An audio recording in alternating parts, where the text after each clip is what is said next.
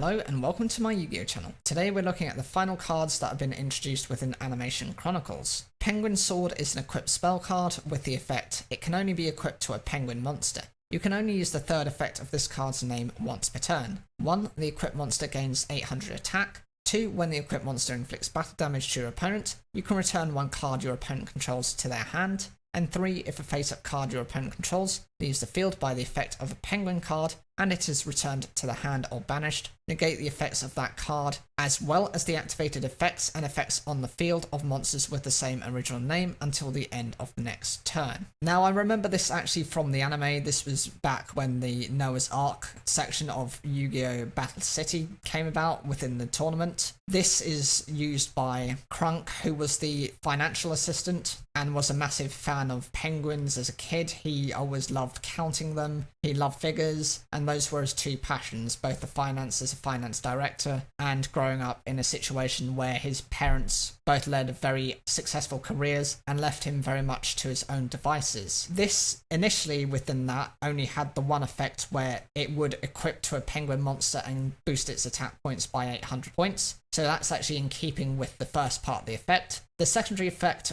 actually works really well within the archetype. For penguin monsters, they tend to return cards from the field to the hand, so this is nothing different to what they already do. You've got examples such as Penguin Soldier, which are famous for doing that and are incredibly annoying to do that. But the best thing about this is actually the third effect, because it stops your opponent's cards from actually being able to use those effects for the rest of their turn and for their opponent's turn as well, which means if you can get rid of cards which happen to copy each other's names. Key examples include Cyber Dragons or Harpy Ladies, where they just have each other's name as Cyber Dragon or Harpy Lady. That means that you can stop your opponent from using those effects, and if you can do that, then you're potentially stopping your opponent from running multiple of certain cards. Even if you can't do that from that effect, if your opponent is running multiple of certain cards just for their own archetype, they won't be able to use those effects for a couple of turns, which can be enough of a stalling strategy for you to be able to dominate. Traditionally, penguins are a slower archetype, though they do work very much on like flip-based effects or just being normal summoned and going for basic attacks, and that makes them a lot slower than your newer cards. They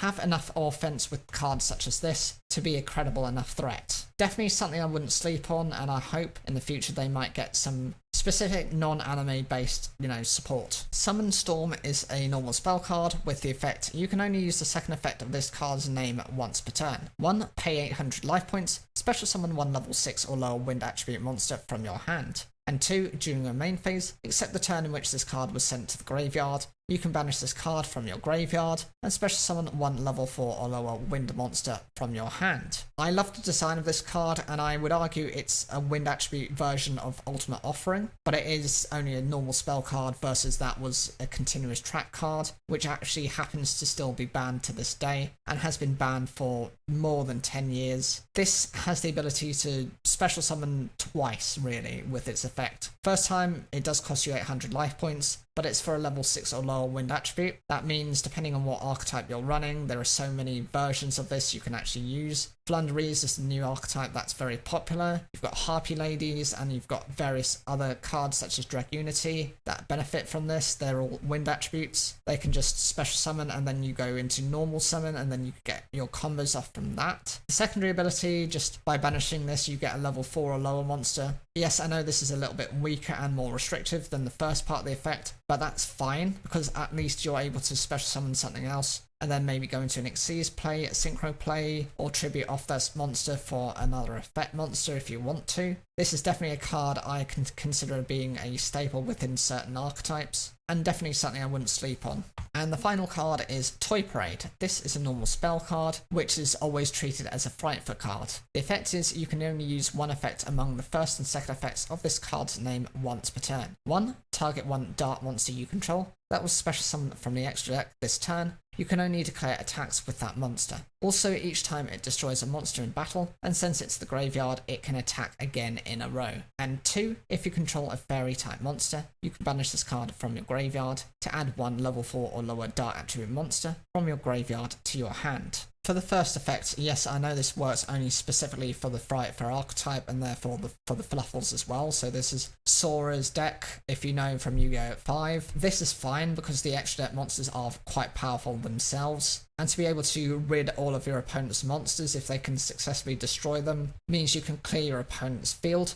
And again, it allows you to attack into a direct attack once, at least guaranteed. That's fine as an effect, and it's definitely a powerful effect, especially for the type of way that Frightfoes like to work. They like to dominate the field, spam the field, and then just outright clear all of your opponent's cards. The secondary effect works alongside, I think it's Fluffle Wing, which is a fairy type card, and I think there are other cards out there as well that meet this condition. Just to be able to recover one of your level 4 or lower monsters. I think you've got things like the Edge Imp cards, which are all dark attribute, which meet this condition. Definitely a card useful for the deck, and it's definitely something you don't want to forget about, especially if you're facing a Frightfur player. Just interestingly, as of note, there are 2 cards that are available for reprint. First one is the Great Emperor Penguin. It's a level 5 monster with 1800 attack and 1500 defense. Its effect is basically, if it's destroyed in battle, you get to summon 2 penguin archetype monsters that can be in either attack mode or face down defense position. So it's a good way of actually speeding out your penguin type monsters. It's a decent effect, and I can understand why it's been reprinted. I am questioning why number 34 Terabyte has been reprinted. I know you do have level 4 monsters within the main theme within these decks and within the pack, but actually none of them work in terms of synergy with it. For anyone who isn't aware, it basically requires 3 level 4 monsters to summon it. Scrap that, it's 3 level 3 monsters, it's a rank 3 monster, has 0 attack, 2900 defense. Basically, you're able to detach a monster and then you're able to steal one of your opponent's level 4 or lower attack position monsters until the end of the turn. It's fine as an effect. You can then use that monster to tribute summon, or you can exceed something using that card. But it's nothing to shout home about. It's definitely a bizarre option for them, and if anyone actually understands why this has been put in the Animation Chronicles pack, you can leave those in the comments down below. Make sure to like the video if you enjoyed it, and don't forget to subscribe for more daily Yu-Gi-Oh content.